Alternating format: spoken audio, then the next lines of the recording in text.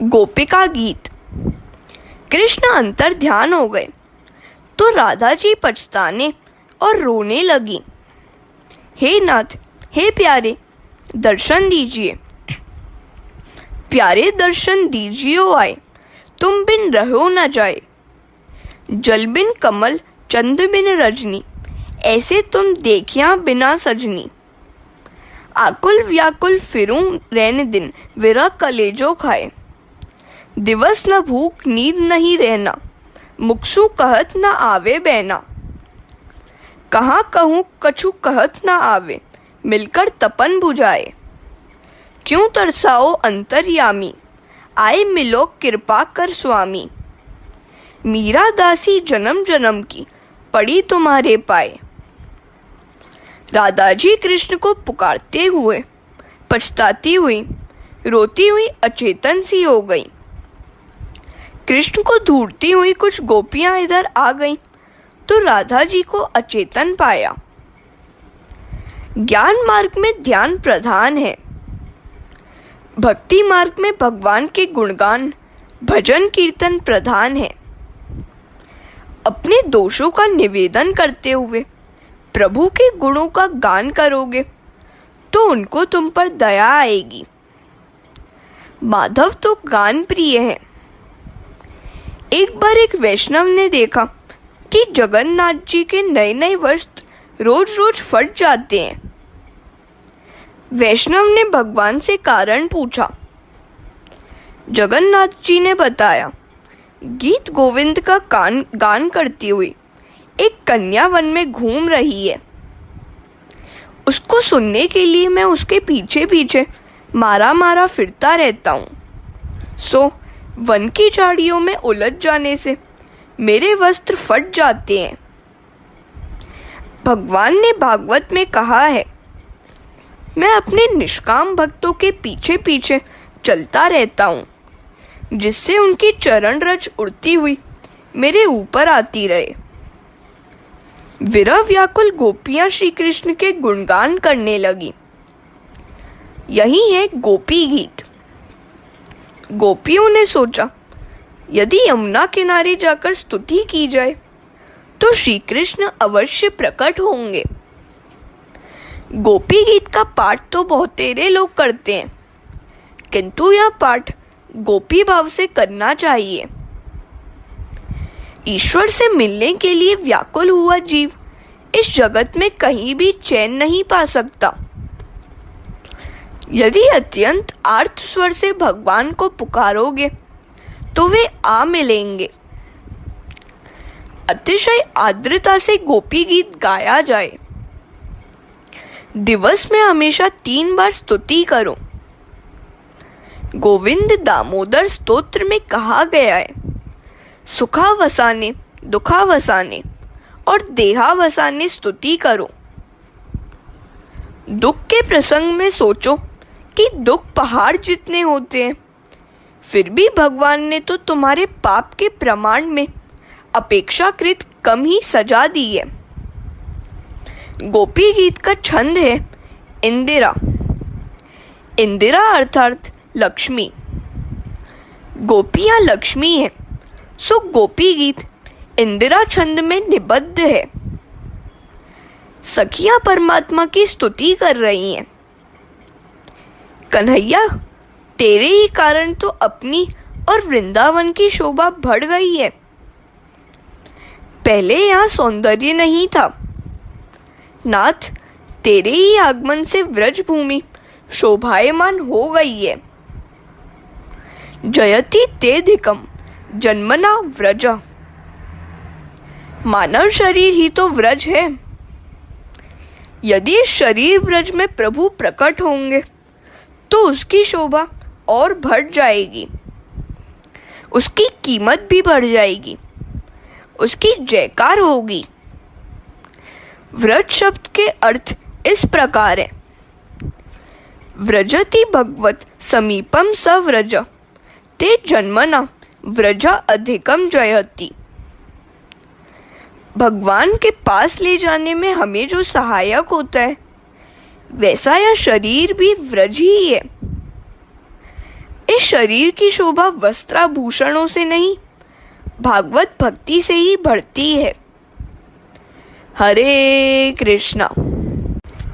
गोपियां आगे श्री कृष्ण की स्तुति करती हैं। नाथ, आपके ही कारण मेरे व्रत शरीर की शोभा है। आपका प्राकट्य होने पर ही हमारी शोभा बढ़ पाई है। शरीर का सिंहासन जब काम, क्रोध, मद, मोह, लोभ, मत्सर से मुक्त होगा, तभी परमात्मा दौड़ते हुए आएंगे।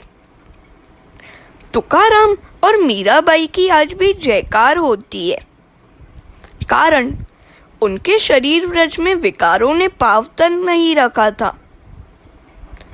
उन्होंने अपने शरीर और हृदय को ही व्रज बना लिया था। बड़े सम्राटों को जगत भूल जाएगा, किंतु शंकराचार्य, वल्लभाचार्य, मीराबाई, तुकाराम, नरसिंह मेहता को कौन भूल सकता है। इन महापुरुषों ने अपने हृदय गोकुल में श्री कृष्ण को पधराया था। जगत गुरु शंकराचार्य जी सा ज्ञानी आज तक कोई हुआ ही नहीं है। फिर भी वे अपने हृदय में श्री कृष्ण को हमेशा बसाए रखते थे। जयति ते अधिकम जन्मना ब्रज शयत इंदिरा शश्वदत्रे दयित दृश्यताम दिक्षु तावकस्तवै धृता सव स्तवाम विचिन्वते शरदुताशे साधु जात सत्सर सिजा ददर श्री मुषा दृशा सुरथनाथ ते शुल्क दासिका वरद निग्नतो ने की वद। कन्हैया, हम तो केवल तेरे लिए ही जी रही हैं। तेरे बिना काल हमें सताता है।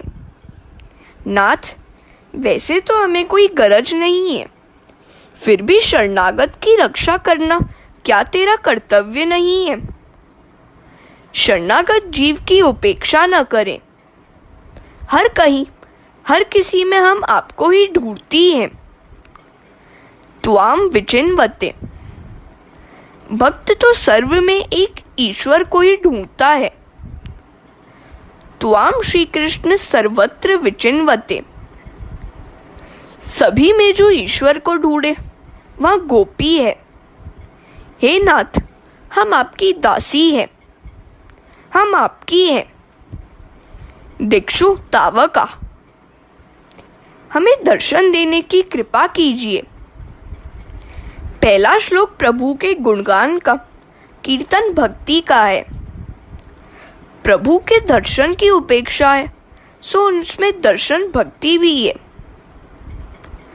प्रभु के हेतु ही प्राण धारण किए, अतः आत्मनिवेदन भी इसमें है। दयित से सख्य और आपकी शब्द से दास्य आदि साधन रूपा भक्ति के भेद सूचित है। हे नाथ, आपने अजामिल से पापी पर भी कृपा की थी, तो क्या हम पर नहीं करेंगे? क्या हमें दर्शन नहीं देंगे?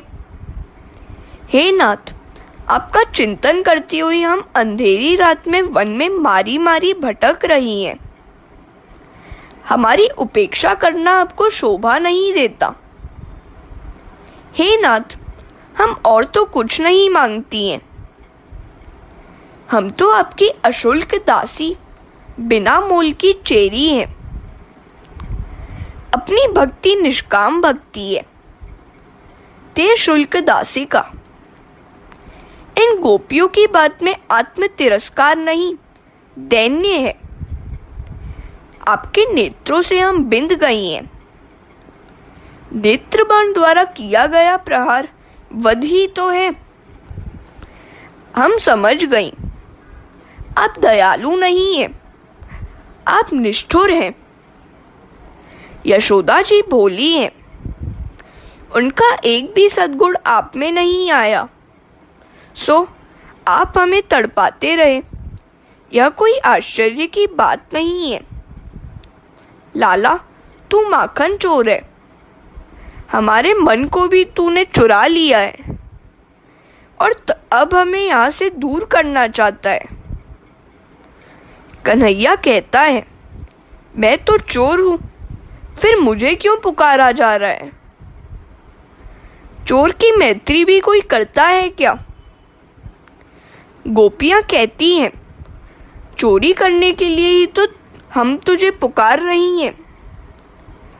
तू तो चोरी करता ही है, तेरी आंखें भी चोर है। हरे कृष्णा। विष जलाप्ययाद व्याल राक्षसाद वर्ष मारुताद वधुतानलाद वृक्ष भयात्मजाद विश्व तो भयाशुभ ते वयम रक्षिता मोह। विस्मय यमुना जल से, अजगर रूपा अखासुर से, इंद्र की वर्षा से, बिजली से, बवंडर से, दावानल से, वृषभासुर से, व्योमासुर से, सभी प्रकारों के भय से आपने हमारी बार बार रक्षा की है। तो फिर हे कन्हैया, आज तू क्यों निष्ठुर बन गया है? यदि हमें मारना ही था तो उन आपत्तियों से हमारी रक्षा ही क्यों की? कन्हैया, क्या हमारी रक्षा करने का तू उपकार नहीं करेगा? तूने कालिया नाग, अघासुर, बकासुर आदि राक्षसों से हमारी रक्षा की और आज विरहासुर से हमें मारने चला है। उस कालिया नाग के विष से भी यह विरह विष अधिक दाहक है। अब तो सहा नहीं जाता। दर्शन दे कान्हा, दर्शन दे। यदि हमें मारना ही था तो पहले प्रेमदान क्यों दिया? यदि मुझे दर्शन नहीं देगा तो मैं लोगों से कह दूंगी कि कन्हैया नंद यशोदा का पुत्र नहीं है। मैं जानती हूँ कि तू कौन है। कन्हैया कहता है, जरा मुझे भी तो बता कि मैं कौन हूँ। सखियां ज्ञान भक्त है, ज्ञानी है, सो परमात्मा के स्वरूप को भली भांति जानती है। वे तो कहने लगी, हम आपको जानती हैं और जानकर ही प्रेम करती हैं। न खलु गोपिका नंदनो भवान खिल देही नाम मंतरात्म दृक् विखन सार्थितो विश्व गुप्त ये सख उदयवान सात्वताम को ले। आप सभी के हृदयों में अंतर्यामी रूप से विराजमान नारायण हैं। समस्त शरीरधारियों के हृदय में बसे हुए आप साक्षीभूत हैं। कन्हैया कहता है, क्या इच्छा है तुम सबकी? गोपियां कहती हैं, हे कांत, हे प्यारे, आपके वरद हस्त ऐसे शक्तिमान हैं कि हमारे अभिमान को दूर कर सकते हैं। आप अपना मंगलमय हस्त हम सबके मस्तक पर रखिए। इस 5वें श्लोक का तात्पर्य शरण भक्ति है। इससे पहले के श्लोक में प्रभु के महात्म्य का वर्णन था। भगवान महान, समर्थ, अप्रतिम प्रभावी है। ऐसी प्रतीति होने पर हृदय उनकी शरण याचना करे, यह स्वाभाविक है। जीव शरण भाव से उनको अधिक पहचान सकता है। प्रभु प्रेम के मार्ग पर गोपीजन आगे बढ़ती हुई शरण याचना करती हैं, जिससे सभी प्रकार के भयों से मुक्ति मिल पाए। श्री कृष्ण कहते हैं, इतनी सारी सखियों में से मैं किस किस के मस्तक पर हाथ रखूं? समय भी बहुत लगेगा। सो मैं पहले मेरे दूसरे भक्तों के काम निपटा लूं, फिर तुम सबको स्पर्श लाभ दूंगा। गोपी कहती है, नहीं कान्हा, उनका काम बाद में कर लेना, पहले हम ही पर कृपा कर। हम तेरी हैं, तू हमारा है। तुझ पर सबसे पहला अधिकार हमारा ही है। तू व्रज जनार्तिहन है, व्रजवासी के दुखों का नाश करता है। अन्य भक्त तो व्रजवासी है ही नहीं। कन्हैया, हम एक ही गांव के वासी हैं, सो तुझ पर पहला अधिकार हमारा है। तेरा अवतार ही तो हम व्रजवासियों के उद्धार के लिए हुआ है। व्रजभक्त किसे मानेंगे? हरे कृष्णा। व्रजभक्त किसे मानेंगे? क्या गोकुल मथुरा वृंदावन में रहने वालों को ही? नहीं, ऐसा नहीं माना जा सकता। जो निसाधन भक्त है वही व्रज भक्त है। साधन करते हुए साधन से कभी तृप्त न होना निसाधनता है। ऐसी भक्ति करने वाला हर कोई व्रजवासी है। अपने पाप पर्वत जितने हैं और साधन अल्प।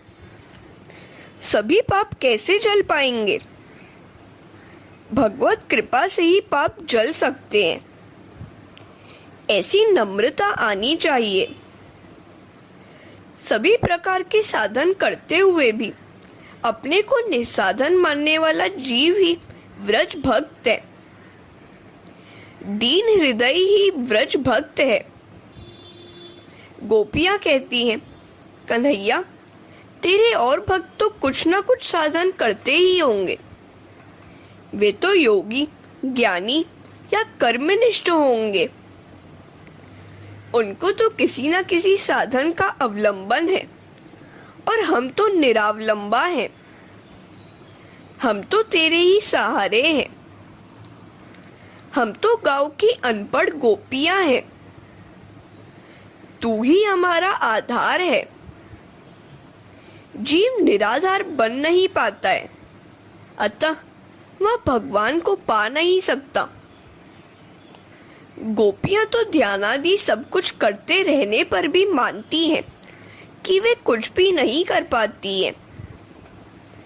ऐसी भावना रखने वाला ही व्रज भक्त है। साधन की अकड़ रखने वाला भक्त व्रजवासी हो नहीं सकता। कन्हैया हम तो यह भी नहीं जानती है कि ध्यान किस प्रकार किया जा सकता है। हम गांव के अनपढ़ अबला तेरी शरण आई हैं। हम निसाधन हैं। तुम पर पहला अधिकार हमारा है। सभी साधन करने पर भी जिसे साधन का अभिमान न हो वही निसाधन भक्ति है। सत्कर्म और साधन अभिमान बढ़ा देता है। सो सत्कर्म और साधन की पूर्णाहुति में मंत्र बोला जाता है, मंत्रहीनम क्रियाहीनम। साधन करो किंतु हृदय से नम्र बनो। उद्धत जीव कृष्ण को पसंद नहीं है। मैं तो निराभिमानी हूँ, ऐसा मानना और कहना भी अभिमान है। जब हृदय नम्र बनता है तब हर कहीं भगवान के दर्शन हो पाते हैं। तेरा अवतार व्रज भक्तों के लिए ही है। सो तेरा परम सुंदर सांवला मुख कमल हमें दिखा। जल रुहावनम चारु दर्शय। मेरे दर्शन के बाद तुम्हारी क्या इच्छा बाकी रहेगी?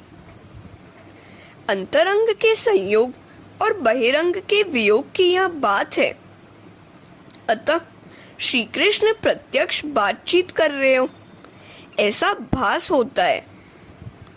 गोपियां कहती हैं, हे काम विनाशक, अपनी सभी कामनाएं तू नष्ट कर सकता है। न कृंधि हृच्छयम, अपने काम का नाश करो। गोपियां काम सुख की नहीं, काम नाश की इच्छा करती हैं। संत कहते हैं, गुरु के हाथों में काम नाश की शक्ति है। आपका हाथ अपने मस्तक पर फिरते ही अपनी बुद्धि में से काम वासना नष्ट हो जाएगी। गोपियां कहती हैं, अपने चरण हमारे हृदय और मस्तक पर पधराइए। हरे कृष्णा।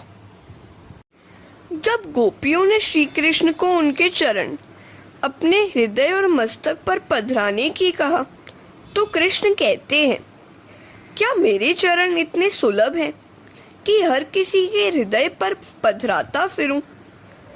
गोपियां कहती हैं, तेरे चरण गायों के लिए सुलभ है, तो क्या हमें ही उनका लाभ न मिल पाएगा? हमें तो गायों से भी अधिक दीन बनकर आई हैं। तेरे चरण तो तृण चरानुग है। गायों के लिए तुम्हारे चरण सुलभ है, क्योंकि तुम दोनों एक दूसरे के आगे पीछे चलते रहते हो। क्या गायों के लिए सुलभ और हमारे लिए ही तेरे चरण दुर्लभ है? भगवान कहते हैं, क्या तुम मुझे गोपाल मानती हो? गोपियां कहती है, नहीं नहीं, तुम तो श्री निकेतनम हो। तुम्हारे चरण तो लक्ष्मी जी के निवास स्थान रूप है। तुम्हारे चरण तो लक्ष्मी जी नित्य अपनी गोद में रखकर सेवा करती है।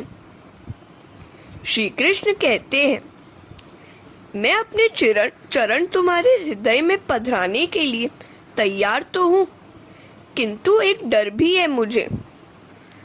तुम्हारे अभिमान से विषैले हृदय पर मैं चरण पधराऊं तो उसका असर मेरे चरणों पर भी हो जाए तो?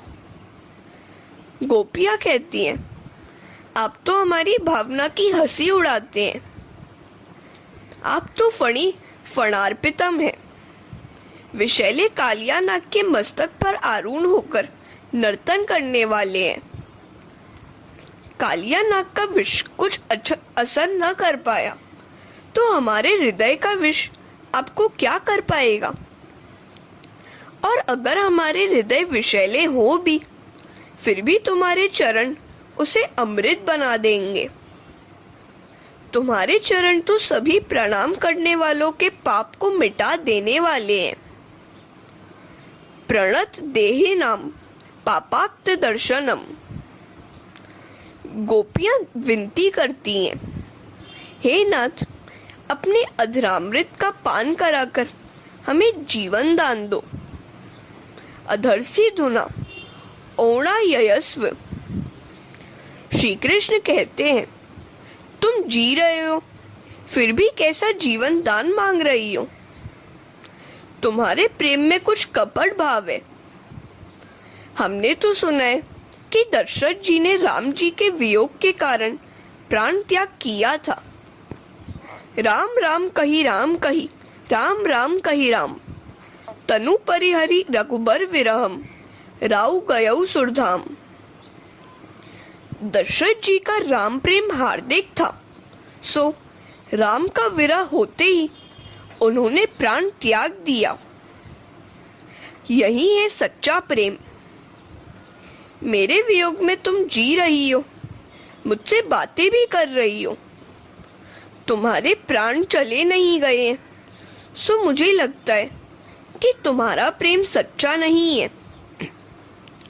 यदि तुम्हारा प्रेम सच्चा होता तो तुमने दशरथ की भांति प्राणों का त्याग किया होता। कृष्ण के ऐसे वचन सुनकर गोपियां आर्त स्वर से गाने लगी। तव कथामृतम तप्त जीवनम कवि भिनरीडतम कल्मषापहम श्रवण मंगलम श्रीमदाततम भुवि गृणति ते भूरिदा जना। गोपी कहती हैं, क्या कह रहे हो तुम?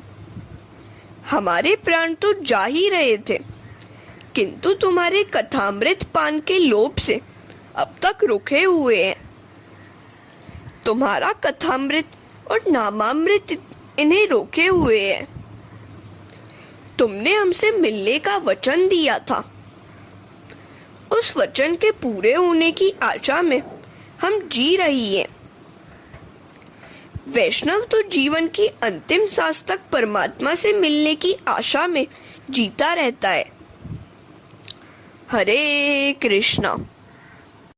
गोपियां भगवान को कहती हैं, प्रभु, तुम्हारी लीला कथा तो अमृत स्वरूपा है, जो श्रवण मात्र से पापों का नाश करती है। उसका श्रवण मंगल आनंदमयी है। यज्ञ कथा सुनने से आनंद नहीं होता है। विरह कुल जीव के लिए रासलीला जीवन रूप है, जीवन सर्वस्व है। बड़े बड़े ज्ञानी महात्माओं ने, भक्त कवियों ने इनका गान और श्रवण किया है। यह कथा सभी पाप ताप तो मिटाती ही है और सुनने मात्र से परम कल्याण भी करती है। वह अति सुंदर, मधुर और शांतिदायक है। स्वर्ग का अमृत तो पुण्यों को जलाता है, जबकि यह कथा तो पापों को जलाती है। जो व्यक्ति इस लीला कथा का गान करता है, वही इस जगत में सबसे बड़ा दानी है। राम जी ने हनुमान जी से पूछा था कि जानकी उनके विरह में अपने प्राणों की रक्षा किस प्रकार कर रही है। तब हनुमान जी ने उत्तर दिया, नाम पाहरू दिवस निसी, ध्यान तुम्हार कपाट, लोचन निज पद जंत्रित, जाहि प्राण के ही बाट। आपका नाम रात दिन उनकी रक्षा कर रहा है। आपका ध्यान द्वार है, नेत्र अपने चरणों ही में लगाए रहती हैं। तो फिर प्राण बाहर निकले भी तो कैसे? वैसे तो विरह के कारण प्राण निकल ही जाते, किंतु बाहर निकलने का कोई मार्ग भी तो नहीं है। यदि आपका ध्यान और नाम छूट भी गया तो प्राण भी निकल जाएंगे, किंतु उनको आपसे इतना तो प्रेम है कि आपका नाम और ध्यान छूट नहीं पाएगा। और नाम ध्यान गए बिना प्राण जा नहीं सकते। जानकी के मन, वचन और कर्म तीनों आपसे ही संबंध रखते हैं, सो उनके प्राण जा नहीं सके हैं। कृष्ण का कथामृत प्राण को विरहावस्था में भी रोके रखता है। भगवान की कथा भी उनके 6 गुणों से युक्त है। वह मोक्षदा है, परमानंद है, अमृत है, तप्तों का जीवन है। संसार ताप से पीड़ितों की पीड़ा का निवारण करती है। ज्ञानी भी कथामृत की स्तुति करते हैं। वह पाप को दूर करने वाली है। इसमें वीर्य धर्म का सूचन है, श्रवण के लिए कल्याणकारी है। कथामृत में यश धर्म है, लक्ष्मी युक्त भी है। यह सर्वत्र व्याप्त है। भगवान के 6 गुण ऐश्वर्य, वीर्य, यश, ज्ञान, वैराग्य और श्री भी इस कथामृत में भी है। वस्त्र दान से अन्नदान बढ़कर है, किंतु कथा दान सर्वश्रेष्ठ है। निरपेक्षता कथा करने वाला ही सच्चा भक्त है। ज्ञानदान से जीवन सुधरता है। जीव को हमेशा की शांति मिलती है। कन्हैया, तेरे लिए हमने सर्वस्व का त्याग किया है। नाथ, तेरे लिए तो हमने लोक लाज तक छोड़ दी है और आज तू निष्ठुर हो गया है। भाई छोड़ा, बंधु छोड़ा, छोड़ा सगा सोई, मेरे तो गिरधर गोपाल, दूसरा न कोई। पति सुतान्वय, भ्रातृ बांधवान, ती विलंघय, तेन च्युता गता, गति विदिष्ट भोगदीत मोहिता। इस श्लोक में गोपियों का संन्यास प्रकट हुआ है। अपना चित्त अब एक भी अन्य क्षण किसी वस्तु में नहीं लगता। कोई वस्तु में क्षण चित्त नव चोटे, अलबेली आवी बैठो हे जीरे। दया ना प्रीतम जी ने एटलू जई कहे जो, क्या सुधी आवा दुख सही जीरे। हरे कृष्णा। गोपियां श्री कृष्ण से कह रही हैं, हमें शीघ्र ही दर्शन देने की कृपा करें। मुझे दो दर्शन गिरिधारी, तोरी सांवरी सुरत परवारी रे। यह विरह वेदना असह्य है, जिसे मीराबाई ने इन शब्दों में प्रकट किया है। ऐसी लगन लगाए कहाँ तू जासी, कहाँ तू जासी ऐसी लगन लगाए। तुम दिखे बिन कल न परत है, तड़प तड़प जीव जासी। गोपियों की कृष्ण दर्शन लालसा भी कैसी है। गोपियां आंखों की पलकें बनाने वाले ब्रह्मा को भी कोसती हैं, क्योंकि वे पलकें हिलती रहने के कारण दर्शन में बाधा हो जाती है। पलकें झपकने से एक क्षण तक हम आपके दर्शन से वंचित हो जाती हैं। एक क्षण का विरह भी हमारे लिए तो असह्य है। आंखों की पलकें बनाने वाला ब्रह्मा जड़ है। यदि उसने पलकें बनाई ही ना होती तो हम आपके दर्शन निरंतर कर सकी होती। कुटिल कुंतलम श्रीमुख चते जड़ उदीक्षताम पक्षम कृद दृशाम। नाथ, अपने दर्शन के लिए प्रतीक्षा ही कराते रहेंगे क्या आप? तुझे ढूंढते ढूंढते तो मेरी आंखें भी थक हार गई हैं।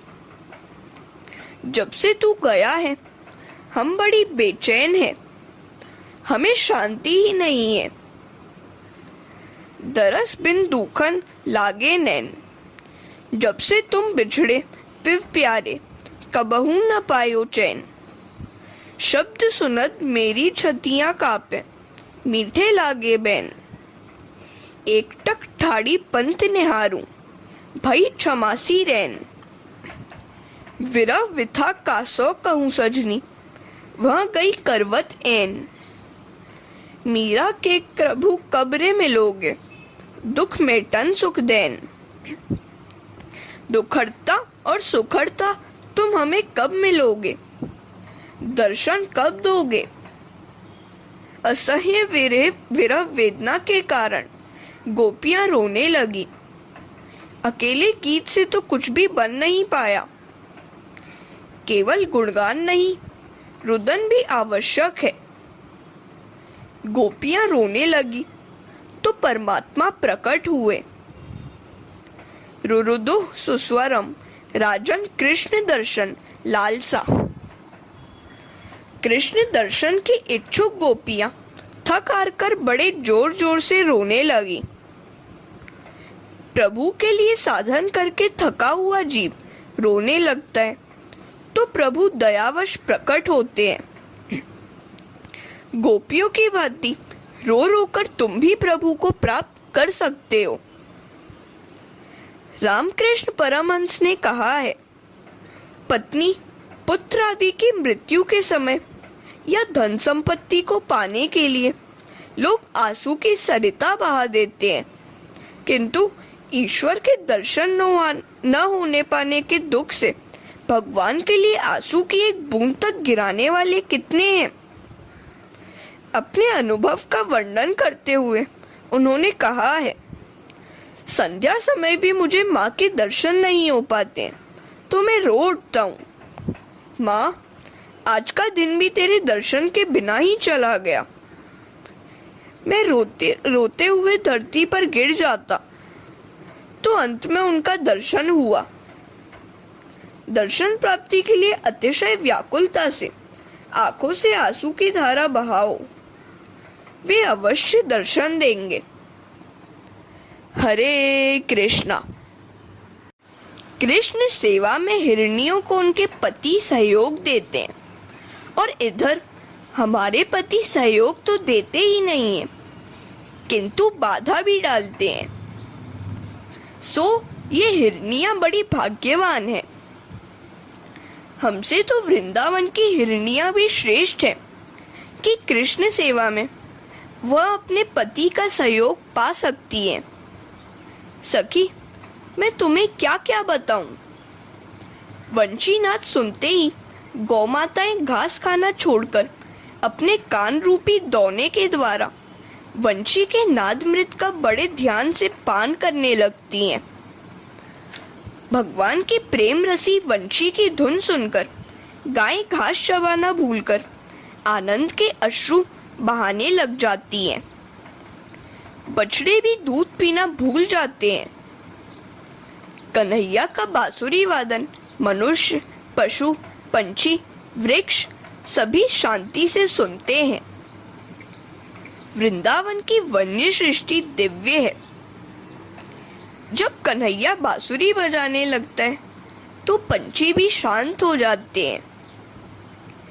कई ऋषि भी पक्षी का रूप लेकर वृंदावन की लीला निकुंज से नीचे नहीं उतरते।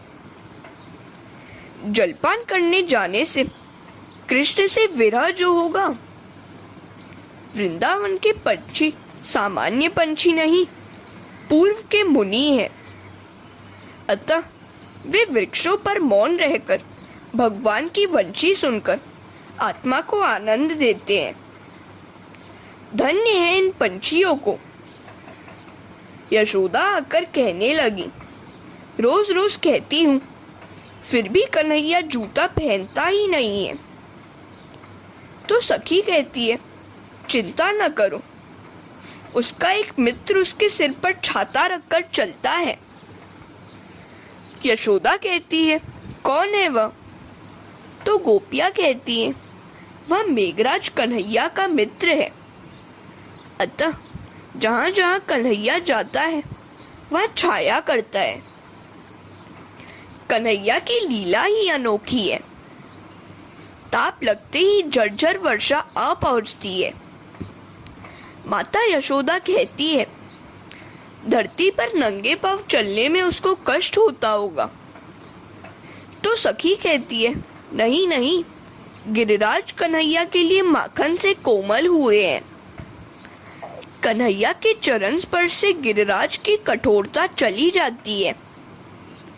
गिरिराज सर्वश्रेष्ठ हरिदास है, गायों को घास देता है। गिरिराज कन्हैया के साथ उसकी प्रिय गायों की भी सेवा करता है। अतः वह कन्हैया को प्रिय है।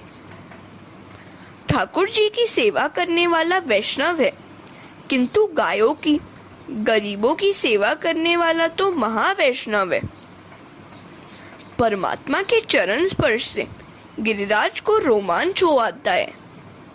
सो कहीं कहीं पर गड्ढे पड़ जाते हैं, किंतु इन्हें पाट देने का उपाय कन्हैया के पास है।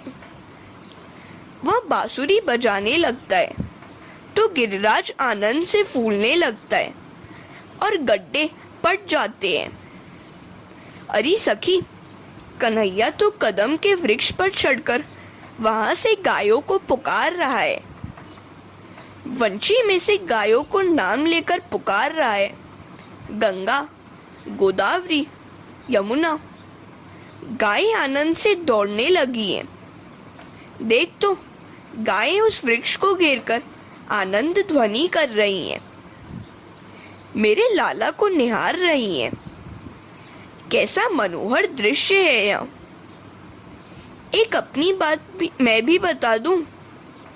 यहाँ से लाला को निहार रही हूँ, तब मुझे लगता है मानो मैं भी पागल होकर लाला से मिलने के लिए दौड़ रही हूँ।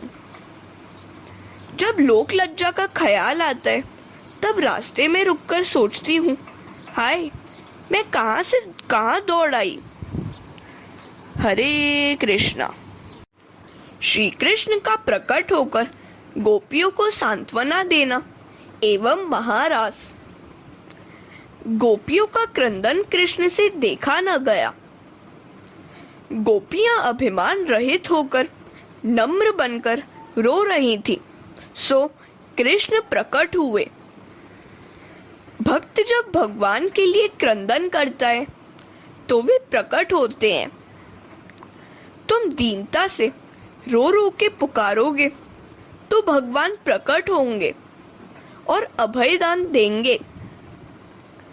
भगवान ने गोपियों को वचन दिया, मैं तुम्हें छोड़कर कहीं भी नहीं जाऊंगा।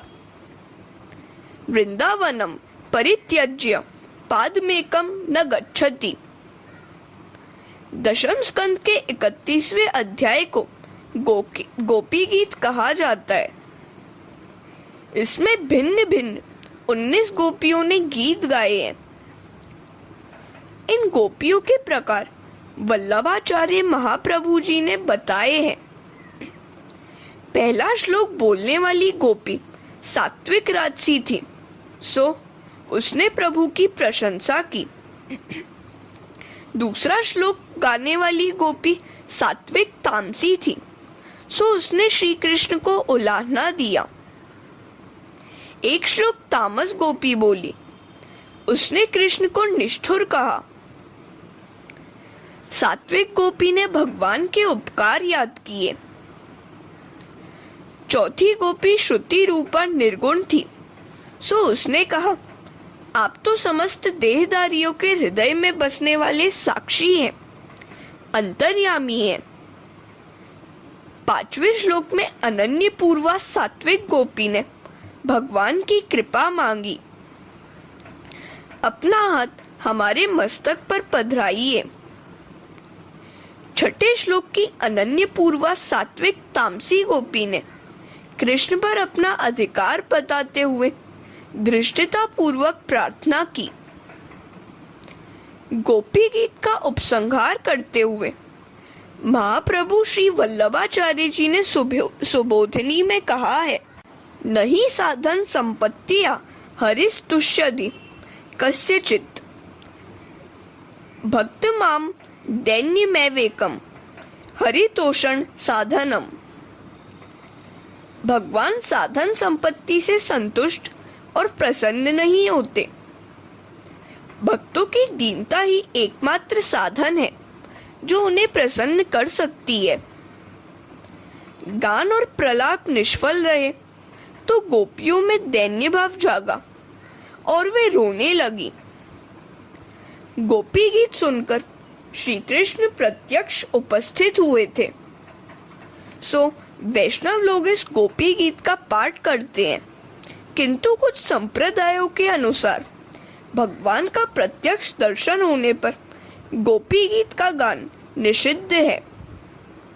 गोपी गीत विरह गीत है, मिलन गीत नहीं। गोपियों ने श्री कृष्ण को कपटी कहा था, हमें ऐसा नहीं कहना चाहिए। भगवान को दया नहीं आई और प्रकट न हुए तो भगवत विरह में प्राण छटपटाने लगे। लोकलाज का त्याग करके गोपियां रुदन करती हुई पुकारने लगी, हे गोविंद, हे दामोदर, हे माधव। परमात्मा पूरा प्रेम चाहते हैं। पागल बने बिना परमात्मा नहीं मिल पाते।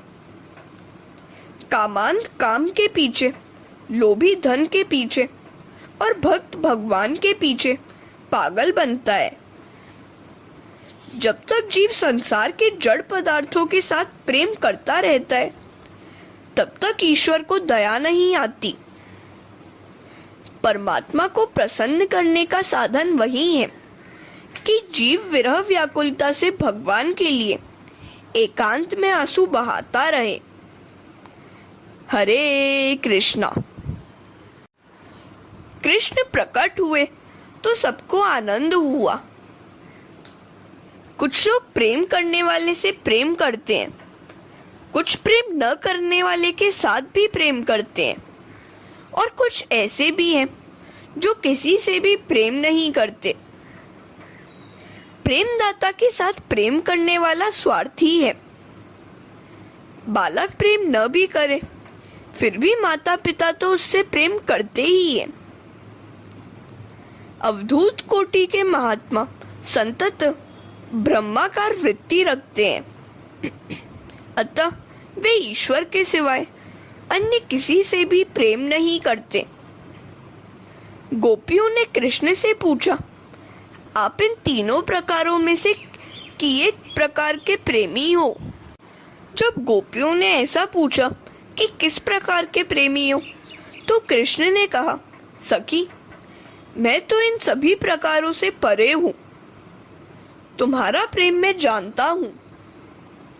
मेरे वियोग से तुम्हें दुख तो हुआ, किंतु विशिष्ट योग का दान करने के लिए ही मैंने वियोग दिया था।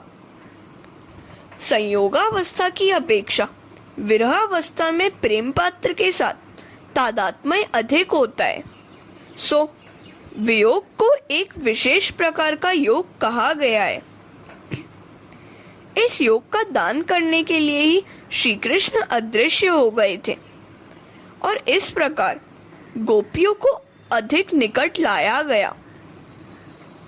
गोपियां ऐसी तल्लीन हो गईं कि विरह होने पर भी अंतरंग में उन्हें संयोग की अनुभूति हुई। इस वियोग में तुम्हारी अपेक्षा मुझे ही अधिक व्यथित होना पड़ा। तुम तो एक दूसरे को सांत्वना देती थी। व्याकुल ललिता को विशाखा सांत्वना देती थी तो विशाखा को चंद्रावली, किंतु इधर मैं तो अकेला ही रोता रहता था। मुझे सांत्वना देने वाला तो कोई भी न था। सखी, तुम सब मेरी ही हो, किंतु तुम्हें अभिमान हो आया था। उस अभिमान को मिटाकर तुम्हारा मन अपने में केंद्रित करने के हेतु तुमको विराग्नि में मुझे जलाना पड़ा। मेरे प्रति कुभाव न रखो। देवों की आयु लेकर भी तुम्हारी सेवा करूं तो भी मैं तुम्हारे प्रेम का ऋण चुका नहीं पाऊंगा। देवों की आयु तो ले ली, फिर भी प्रेम का ऋण न चुका पाऊं तो क्या? अब मैं तुम्हें छोड़कर कहीं भी न जाऊंगा। जीव मात्र गोपी है, वह विशुद्ध होकर नम्रता से प्रभु के पास जाए तो वे अवश्य दर्शन देंगे। मैं तो तुम सबका जन्म जन्मांतर का ऋणी हूँ। मैं तुम सबके ऋण से कभी उत्तीर्ण नहीं हो पाऊंगा। मेरी सखियों, तुमने मेरे लिए घर गृहस्थी की वे जंजीरें तोड़ डाली हैं जिन्हें योगी जन भी आसानी से तोड़ नहीं पाते हैं। हमारा यह मिलना सर्वथा निर्मल और निर्दोष है। यदि मैं अमर जीवन और अक्षर देह से अनंत काल तक तुम्हारी सेवा, प्रेम, त्याग के ऋण को मिटाना चाहूं तो भी नहीं मिट पाएगा। तुम अपने सौम्य स्वभाव से ही मुझे उत्तीर्ण कर सकती हो। भगवान राम अवतार में हनुमान जी के ऋणी रहे और कृष्ण अवतार में गोपियों के। श्री रामचंद्र जी ने हनुमान जी से कहा था, प्रति उपकार करऊं का तोरा, सन्मुख होई न सकत मन मोरा। भगवान को अपना ऋणी बना लो। उनसे कुछ भी ना मांगोगे तो वे तुम्हारे ऋणी हो जाएंगे। श्री कृष्ण गोपियों के ऋणी हैं, तभी तो वृंदावन छोड़कर जा नहीं सकते हैं। वृंदावनम परित्यज्य पादमेकम न गच्छति। हरे कृष्णा। द्वारिका लीला में मर्यादा है और गोकुल लीला में प्रेम। श्री कृष्ण रस स्वरूप है। यह मिलन पांच भौतिक शरीर का नहीं था, क्योंकि वह तो वियोगाग्नि में जल गया था। यह तो आत्मा का रसात्मा से मिलन था। गोपियां ईश्वर से मिलने के लिए छटपटाती थी। वियोग में प्राण छटपटाते हैं, तब जीव ईश्वर से मिल पाता है। परमात्मा से वियोग ही सबसे बड़ा रोग है। श्री कृष्ण का विरह ही कठिनतम दुख है। प्रभु के विरह में संसार से खिलवाड़ करने जैसा महापाप और कौन होगा? विष्ठा का कीड़ा विष्ठा में ही आनंद का अनुभव करता है। जीव की भी यही दशा है। उसे विषय में ही सुख दिखाई देता रहता है। जीव भोगी है, सो दुखी होता रहता है। जीव जब तक मिलने के लिए व्याकुल नहीं होता, तब तक ईश्वर मिल नहीं पाते। रासलीला में अद्वैत है। योग का अर्थ है जीव और ईश्वर का अर्थ है संयोग। रासलीला महायोग है। वियोगाग्नि में गोपियों के पांच भौतिक शरीर जल गए। रसस्वरूप प्रभु का चिंतन करती थी। ऐसा होने पर ही प्रभु से मिलन हो पाता है। शरीर मलिन है, सो जले बिना उसका प्रभु से मिलन नहीं होता। सतत भजन करते रहने के कारण भक्तों का शरीर दिव्य बनता है और वे ईश्वर को प्राप्त कर सकते हैं। इस लीला में प्रेम है, मोह नहीं। प्रेम अंतरंग में होता है, मोह बहिरंग में। प्रेम को त्याग की अपेक्षा है, मोह को उपभोग की। प्रेम विरह से पुष्ट होता है, मोह संयोग से। वियोग में प्रिय पात्र का सतत स्मरण होता रहता है। वियोग तो विशिष्ट प्रकार का योग है। श्री कृष्ण ने ऐसे विशिष्ट योग का दान गोपियों को दिया। रासलीला में लौकिक कामाचार था ही नहीं। सभी की अवस्था 11 वर्ष से नीचे की थी।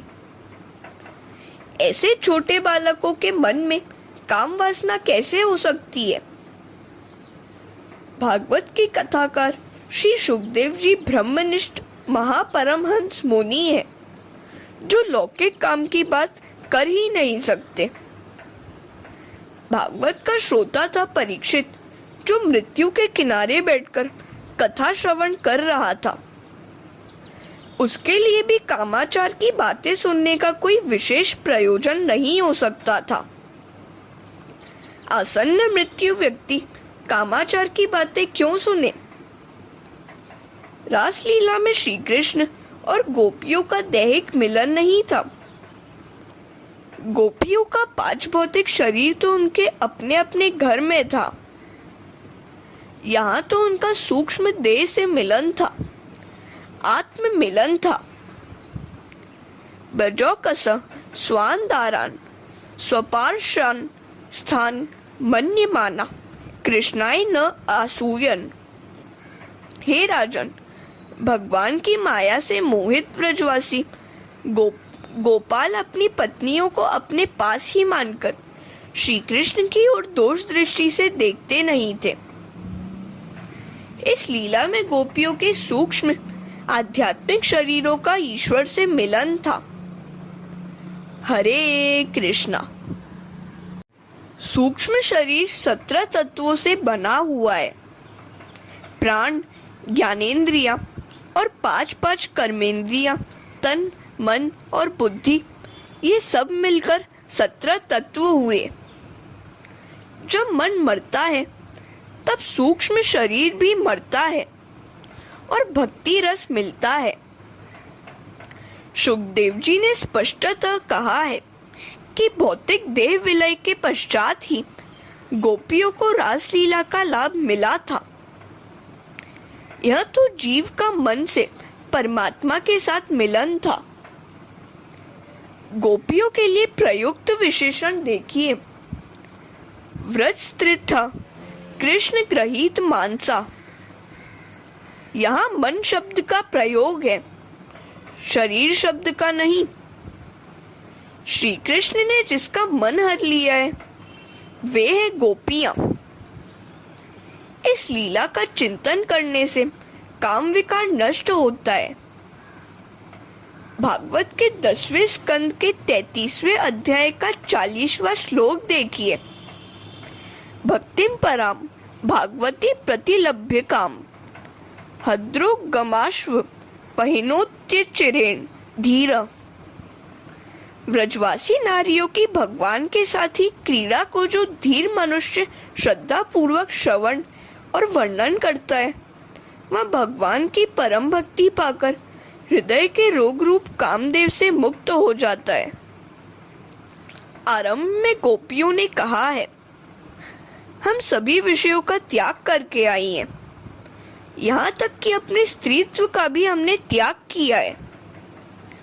उन्होंने अंत में कहा है, हमारे हृदय में यदि कुछ मालिन्य काम हो तो उसे मिटा देना।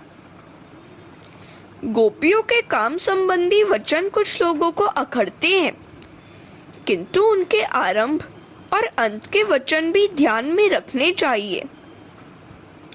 रासलीला का श्रद्धा पूर्वक श्रवण और वर्णन करने से भगवान के चरणों में पराभक्ति प्राप्त होती है।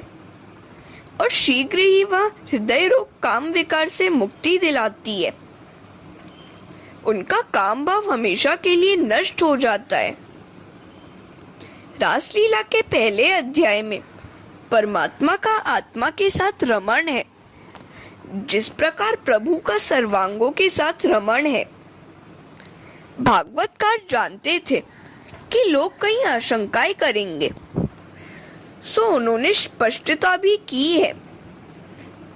राजा परीक्षित ने भी कुछ प्रश्न किए थे।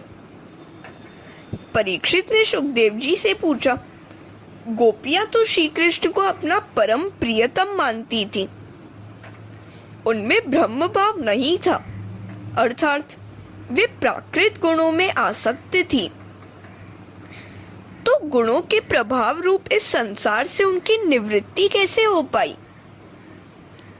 सुखदेव जी कहते हैं, ईश्वर का चिंतन करते करते जीव स्वयं ईश्वर बन जाता है। शिशुपाल द्वेष भाव से प्रभु का चिंतन करता हुआ प्राकृत शरीर का त्याग करके उनका पार्षद बन गया, तो गोपियों का कृष्णमय बन जाना कोई आश्चर्य की बात नहीं है। राजन, रास में श्री कृष्ण का रमण गोपियों के शरीरों के साथ नहीं है। उनके 5 भौतिक शरीर तो अपने अपने घर में थे। यहाँ तो परमात्मा के साथ गोपियों के आधिदैविक आध्यात्मिक स्वरूप का मिलन है। शरीर चाहे जहाँ रहे, मिलन तो मन से होना है। शरीर जहाँ भी हो, गति तो मन की भावना है। हमने इस विषय में वृत्त और अवृत्त नामक 2 ब्राह्मणों का दृष्टांत दिया है। हरे कृष्णा। 33वें अध्याय में राजा परीक्षित ने एक और प्रश्न पूछा। पूर्ण काम होते हुए भी श्री कृष्ण ने ऐसा निंदनीय कृत्य क्यों किया? सुखदेव जी कहते हैं, तेरे मन में ऐसी अमंगलमयी बात कैसे आई? यह कोई स्त्री पुरुष का मिलन नहीं था, जीव और ईश्वर का मिलन था। यह रासलीला 6 मास तक चली थी। क्या 6 मास तक व्रजनारियां अपने घर से बाहर रह सकती थी? इसी बात से तो सिद्ध होता है कि यह तो जीव का प्रभु से मिलन था। परमात्मा का लीला अगम्य है। ब्रह्म का ब्रह्म के साथ विलास ही रास है। श्री कृष्ण तो गोपियों में ही नहीं, गोपियों के पति में और सभी देहधारियों में आत्मा रूप से विराजित है। वे तो ईश्वर हैं, सभी के साक्षी हैं और सभी के परम पति हैं। भगवान श्री कृष्ण आत्मा है, राधा जी आत्माकार वृत्ति है, गोपियां आत्माभिमुख वृत्तियां हैं। छोटा बालक निर्विकार भाव से दर्पण में दिखाई देते हुए अपने प्रतिबिंब से खेलता है। इसी प्रकार इस लीला में आत्मा का आत्मा के साथ रमण है। रमे रमेशो व्रज सुंदरी भिर्यार्मक स्वप्रतिबिंब विभ्रम। इस रासलीला का चिंतन मनन करने से बुद्धि स्थिर होती है। बुद्धि तो चंचल है। 5 विषय उस पर अधिकार जमाना चाहते हैं, किंतु बुद्धि तो एक ईश्वर को ही अर्पण की जानी चाहिए। जीव का सच्चा पति ईश्वर ही है। गीता में अर्जुन से श्री कृष्ण ने कहा है, अपनी बुद्धि तू मुझे दे दे। काम अदृश्य है, इस अदृश्य काम को मारना है। वह सबको मारता रहता है। क्रोध, लोभ आदि चले जाते हैं, किंतु अनेक अनर्थों के मूल काम का जाना बड़ा कठिन है। जिसका काम मरा, उसका संसार भी मर जाता है। हाँ, मुक्त हो जाता है। अगर काम को जीतना है तो केवल दूध और चावल का ही भोजन करो।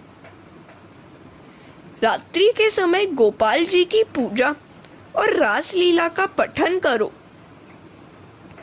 रात्रि के दूसरे प्रहर के समय काम अधिक सताता है, सो उस समय 12 बजे श्री कृष्ण का स्मरण और पूजा करोगे तो काम नष्ट हो जाएगा। किसी भक्त ने पूछा, श्री कृष्ण ने रात को 12 बजे ही क्यों जन्म लिया था? भगवान ने स्वयं उत्तर दिया, यदि मेरा कोई भक्त उस समय मेरी सेवा पूजा करेगा तो वह काम के अधीन नहीं हो पाएगा। जीव को काम से बचाने के लिए ही मैंने रात के 12 बजे जन्म लिया है।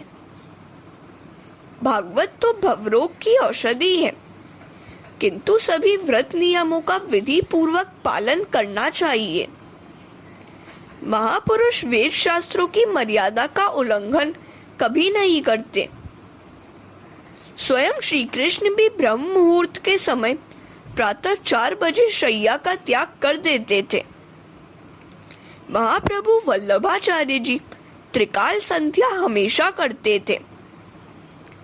एक बार वे जगन्नाथ जी के मंदिर में गए।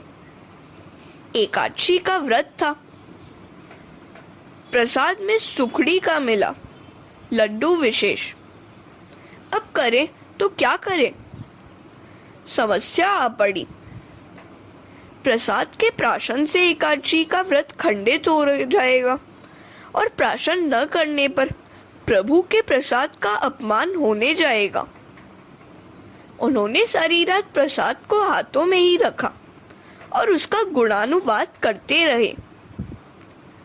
द्वादशी का प्रभात प्रकट हुआ तो प्रसाद ग्रहण किया। महाप्रभु वल्लभाचार्य जी कहते हैं, विषय सुख में फंसे हुए विलासी के लिए यह पुष्टि मार्ग निषिद्ध है। विषयाक्रांत चिनाम नावेश सर्वथा हरे। हरे कृष्णा। श्री कृष्ण कैसे संयमी थे उसका वर्णन हमने ऊपर बड़े विस्तार से पढ़ा है। वे गोकुल में जूतों, सिले हुए कपड़ों, अस्त्र शस्त्रों का उपयोग नहीं करते थे और मुंडन भी नहीं कराते थे। प्रभु की गोकुल वृंदावन लीला इस प्रकार शुद्ध प्रेम की लीला है। वृंदावन में केवल बांसुरी बजाते थे कृष्ण। वह वंशी शुद्ध प्रेम की ही है। कुछ महात्मा केवल रास लीला तक की ही भागवत कथा सुनना चाहते हैं, क्योंकि इसके आगे तो मथुरा की राजलीला है, जिसमें युद्ध, वध, विवाह आदि की बातें हैं। मथुरा और द्वारिका में श्री कृष्ण मधुर बांसुरी नहीं बजाते, वे शंख फूंकते हैं। वेदों के मंत्र भोग परक होते हुए भी उनका तात्पर्य त्याग परक है। प्रभु के साथ तादात्म्य पाने से है। वेदांत अनुभव का विषय है, केवल वाणी विलास का नहीं।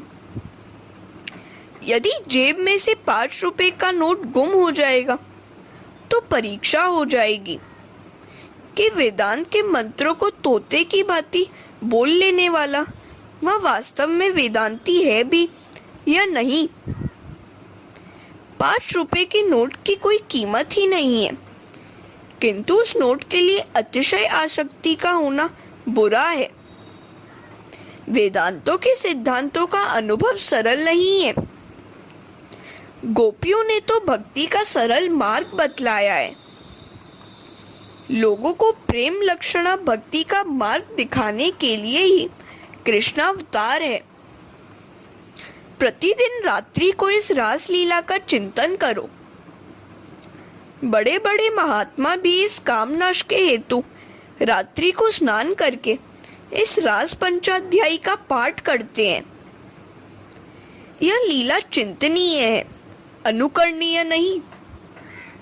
इस लीला द्वारा ही भगवान ने काम का पराभव किया है। काम सबसे बड़ा हृदय रोग है। काम क्रोध को जन्म देता है। काम का विनाश होने पर कृष्ण निकट आ जाएंगे। रात्रि को सोने से पहले स्नान करो।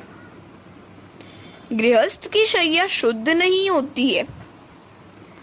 पवित्र कमली पर शयन करके रासलीला का पाठ किया जाए तो काम मरता है। जो वक्ता श्रोता इस लीला का मनन करेगा उसके काम का नाश होगा।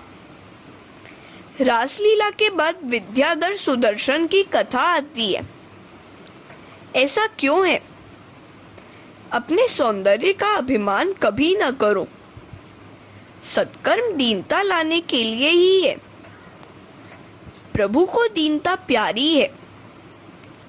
उद्धत व्यक्ति प्रभु को पसंद नहीं है। किसी भी जीव को शूद्र मानने वाला व्यक्ति भक्ति कभी अच्छे से नहीं कर सकता। जहां जहां दृष्टि दौड़े वहां ईश्वर का दर्शन करना ही दीनता है। दीनता तो प्रभु को प्रसन्न करने का साधन है। रावण की तपश्चर्या भी कुछ कम नहीं थी, किंतु उसमें भोग लालसा थी, दीनता नहीं। अपने को निरभिमानी बतलाने वाला भी सूक्ष्म रीति से अभिमानी ही है। हरे कृष्णा। सुदर्शन विद्याधर एवं शंखचूड़ का उद्धार एवं युगल गीत। 34वें अध्याय में सुदर्शन विद्याधर की कथा है। शिवरात्रि का पर्व था। नंद बाबा अंबिका वन की यात्रा पर गए हुए थे। पुष्कल दान दिया गया। रात्रि के समय सबने सरस्वती के किनारे मुकाम किया। वहां रहने वाला अजगर नंद बाबा को निगलने लगा। श्री कृष्ण के चरण स्पर्श से वह मर गया और उसमें से एक देव पुरुष प्रकट हुआ। भगवान ने अनजान बनकर उससे पूछा, कौन हो तुम? उस देव पुरुष ने कहा, मैं पिछले जन्म में सुदर्शन नामक विद्याधर था। मुझे अपनी सुंदरता पर बड़ा अभिमान था। कुरूपों को देखकर मुझे हंसी आती थी। मैंने एक बार काले कुबड़े ऋषि अंगिरा को देखा तो मैं अपनी हंसी रोक न सका। ऋषि क्रोध से भड़क उठे और बोले, रे उद्धत, मेरा शरीर भले ही काला कुबड़ा है, किंतु मन हृदय तो उज्जवल है। किंतु तेरी बात तो ठीक उल्टी है। मैंने तो सत्संग से अपनी कृति सुधार ली है। तेरा तन तो उजला है, किंतु मन काला कलूटा है। मैं तुझे श्राप देता हूं कि तू अजगर बनेगा। शरीर में कौन सी सुंदरता है? यह रुधिर, मांस, हाड़, चाम से बना हुआ है। यदि रास्ते में हड्डी पड़ी हो तो लोग कतराकर निकल जाएंगे। सो शरीर को सुंदर मत मानो। किसी की आकृति और त्वचा का रंग मत देखो। त्वचा का चिंतन करना पाप है। महात्मा रंग रूप आकृति नहीं, कृति देखते हैं। आकार तो मन में विकार उत्पन्न करता है। संसार के शरीर के सौंदर्य का चिंतन करने से मन चंचल हो जाता है। परमात्मा के सौंदर्य का विचार करने से मन शांत हो जाता है।